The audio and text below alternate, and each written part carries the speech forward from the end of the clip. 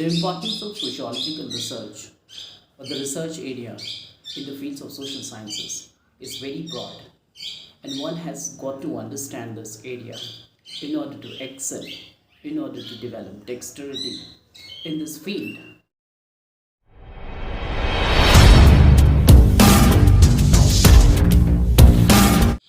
As we are talking about sociological research, I would like to read a little qualitative detail before you what it means to have empiricism and kind of verification when we claim a research is indulging into sociological research. When we talk about it, it's important for us to understand empiricism and how a research can become scientific, how verification also takes place, and what do we mean when we use terminology like empiricism, verification, scientificity of a sociological research. It's important.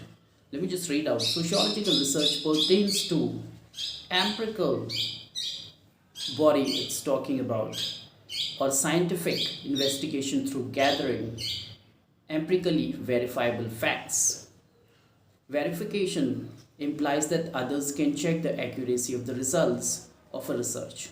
Verification, it is trying to elaborate, it means that others can check the very accuracy of a sociological research.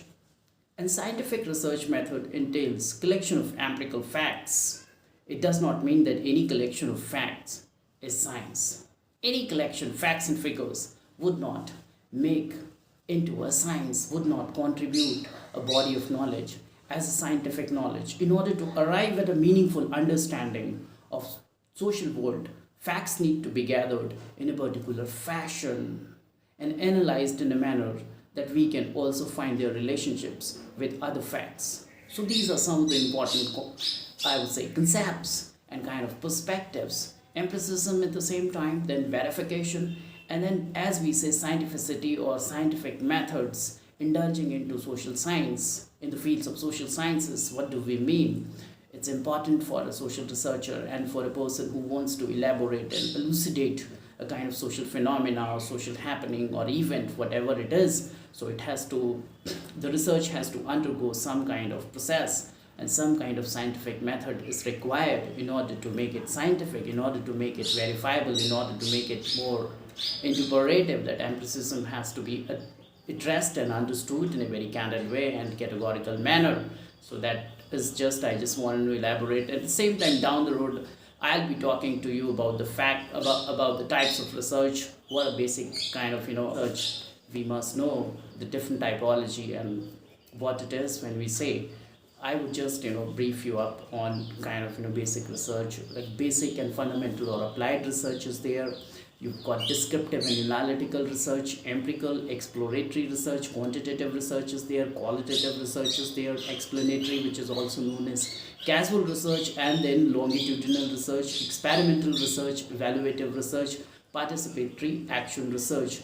This is like some of the basic classification and I would say categorization of social sciences research. When we talk about our major research and the flow of our research is normally this, following this classification, and it is imperative for us as a scholar, as a student, as a researcher, as academician to get the better hang of these kind of concepts, so that when we start our research and indulge into a research activity or assignment, we must be very clear what kind of a research and what typology we've been following.